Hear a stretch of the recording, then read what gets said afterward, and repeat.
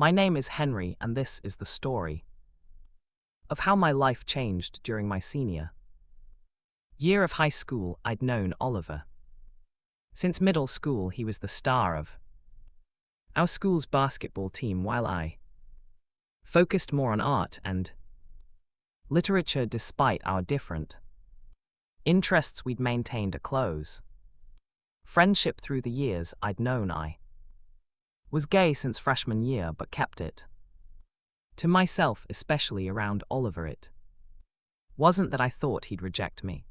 He'd always been open-minded and kind. It was more about protecting myself and, if I'm honest, protecting our friendship.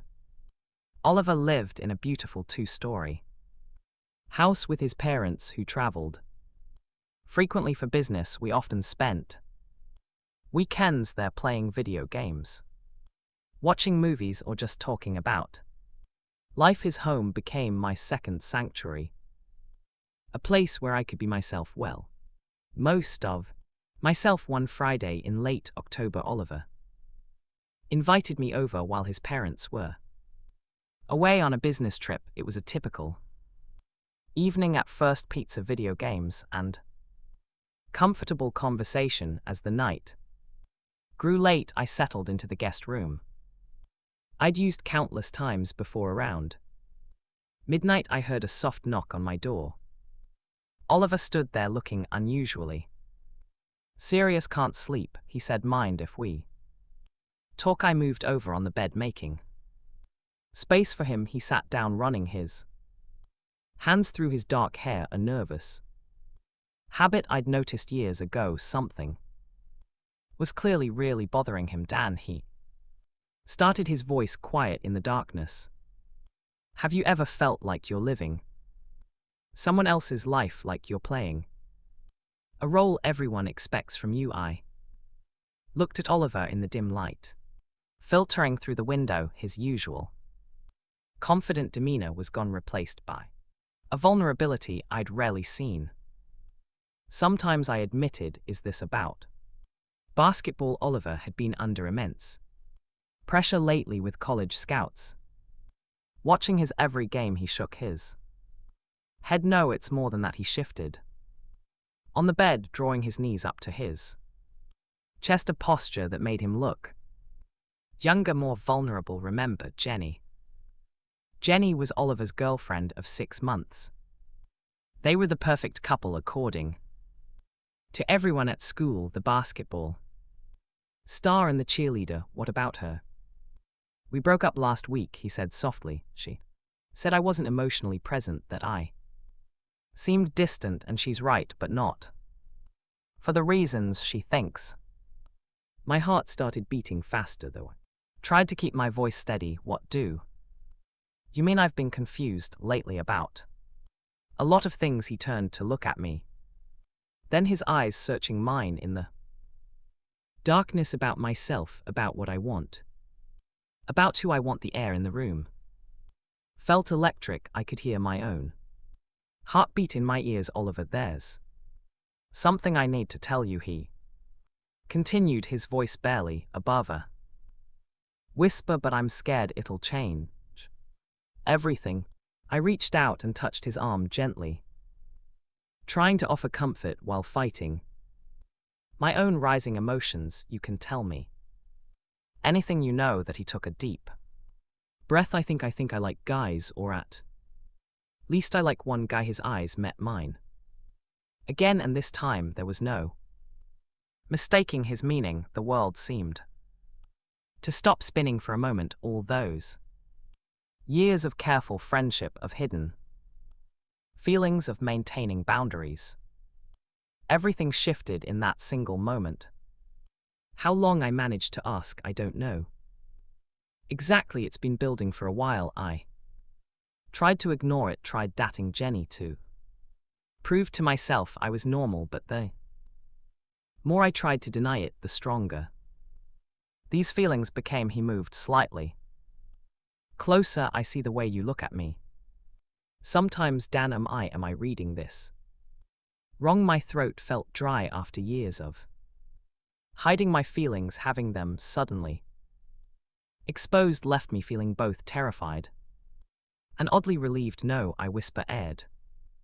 You're not reading it wrong. The silence that followed was heavy with possibility.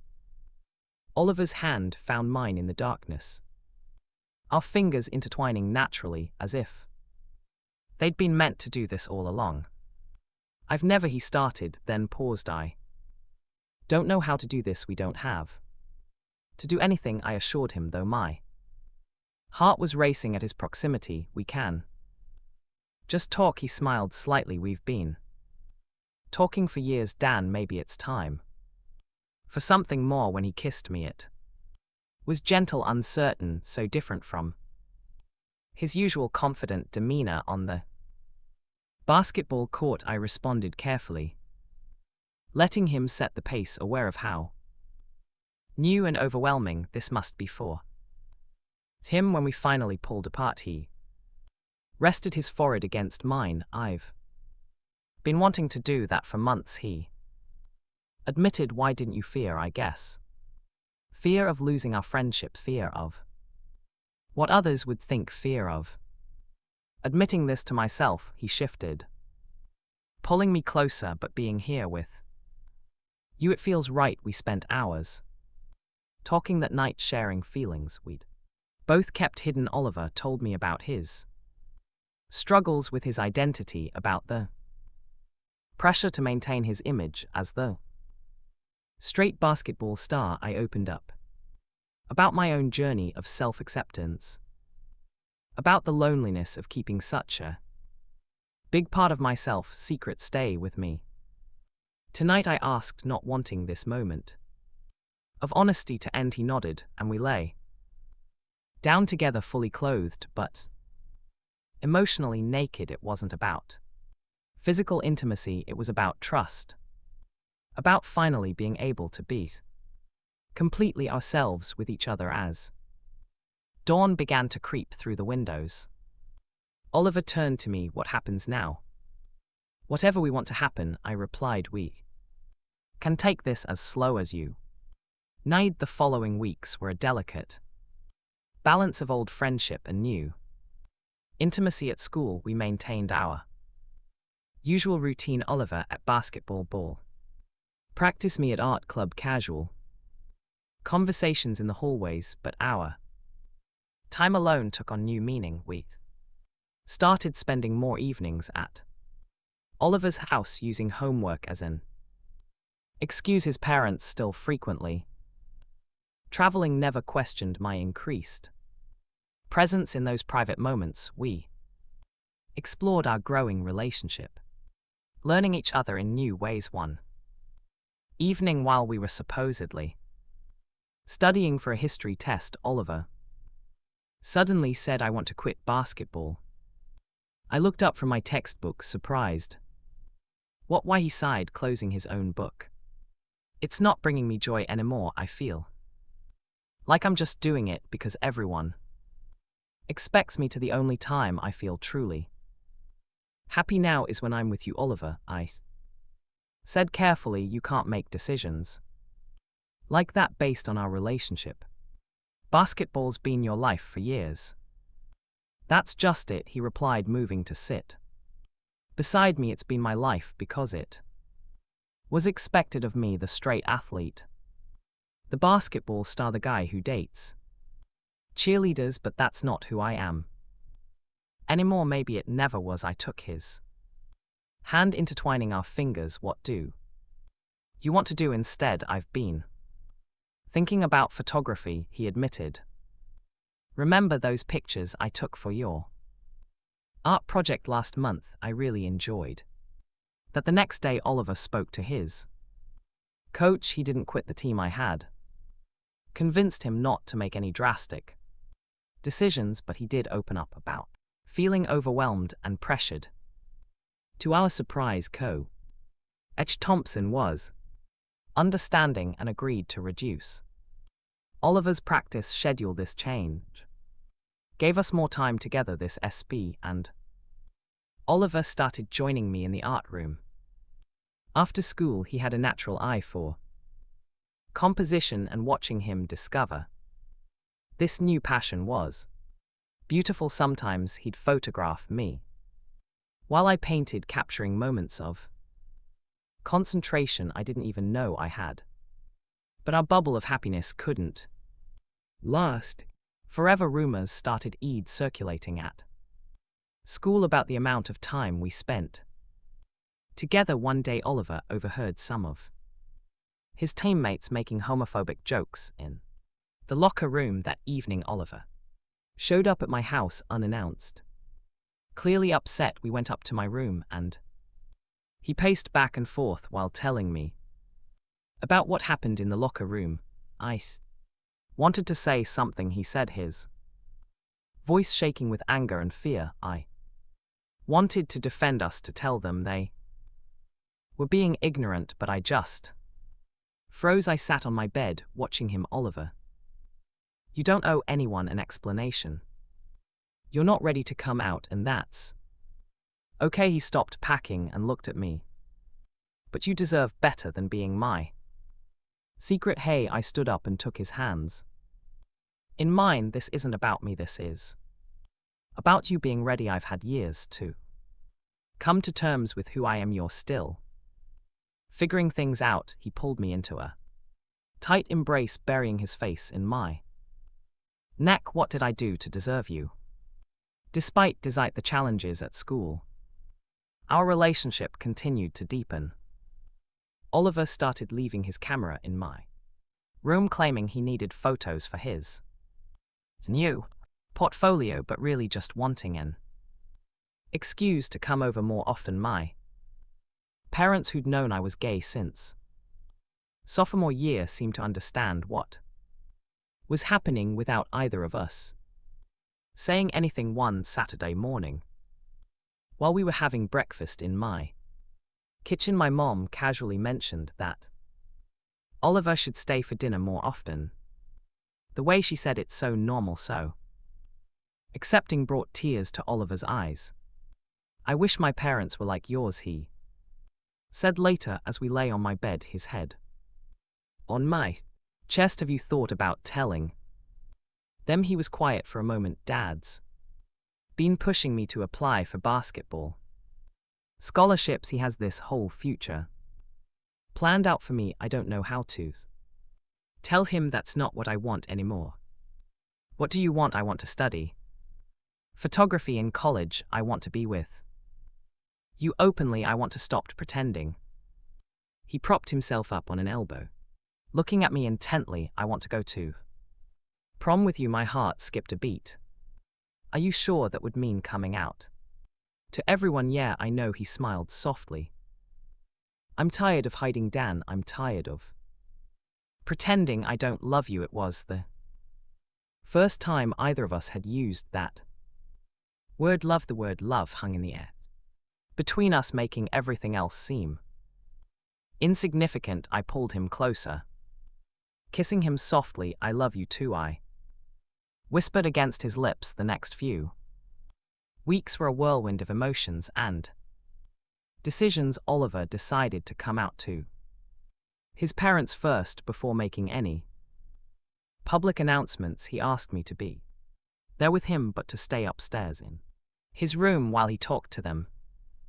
Downstairs, I could hear muffled voices through the floor, his father's raised in confusion, his mother's softer tones, asking questions after what felt like hours. Oliver came back upstairs. His eyes were but he was smiling. Mom says she kind of suspected, he said, sitting beside me. Daddy needs time, but he hugged me and said he loves me no matter what. The relief in his voice made my heart ache. I pulled him close, letting him process everything that had just happened. We stayed like that for a long time, just holding each other at school. Oliver chose to come out gradually. He started by telling his closest friends on the basketball team. Most were supportive, though some were clearly uncomfortable.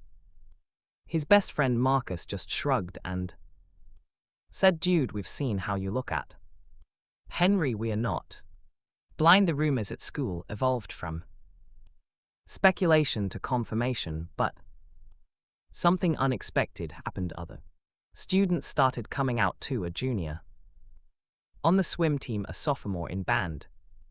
Even one of the cheerleaders, they told Oliver that seeing him be true to himself gave them courage. Not everything was perfect. Of course, some parents complained when we bought our prom tickets together. A few of Oliver's former friends stopped talking to him, but for every negative reaction there seemed to be twice as many positive ones. The night of prom, Oliver picked me up in his car wearing a navy blue suit that made his eyes look even more intense than usual. He had his camera with him, insisting on documenting everything. My parents took about a million photos, both crying happy tears.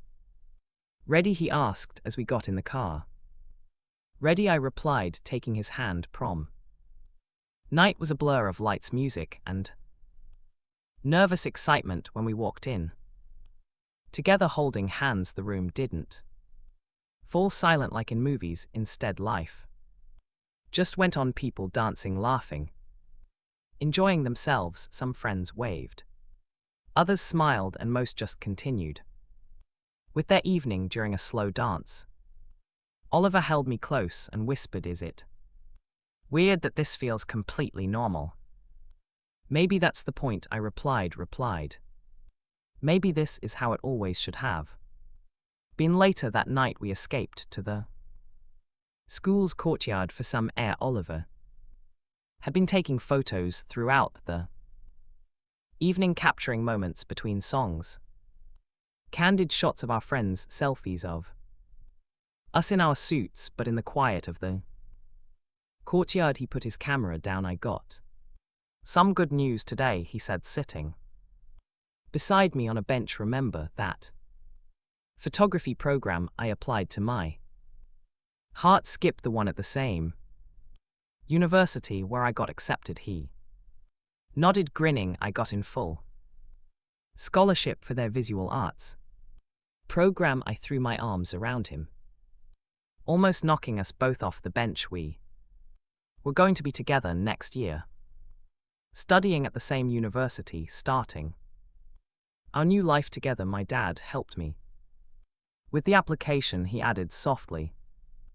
"He's been really trying, you know. Last week he came to the art show where my photos were displayed. He didn't understand all of it, but he tried." The months following prom flew by.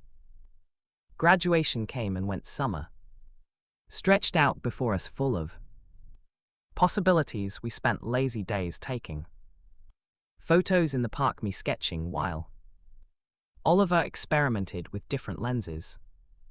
Some evenings we'd go to basketball courts, not to play but for Oliver to capture the local kids playing there, energy and passion reminding him of his own journey. On our last night before leaving for university, we returned to the guest room where everything had started. It looked small, smaller somehow, but no less significant. "Remember that night?" Oliver asked, sitting on the bed. I was so scared to tell you how I felt, and now only scared of not telling you enough. He pulled me down beside him. "I love you, Henry. Thank you for helping me find myself." Looking back now, I realized that love stories aren't just about romance.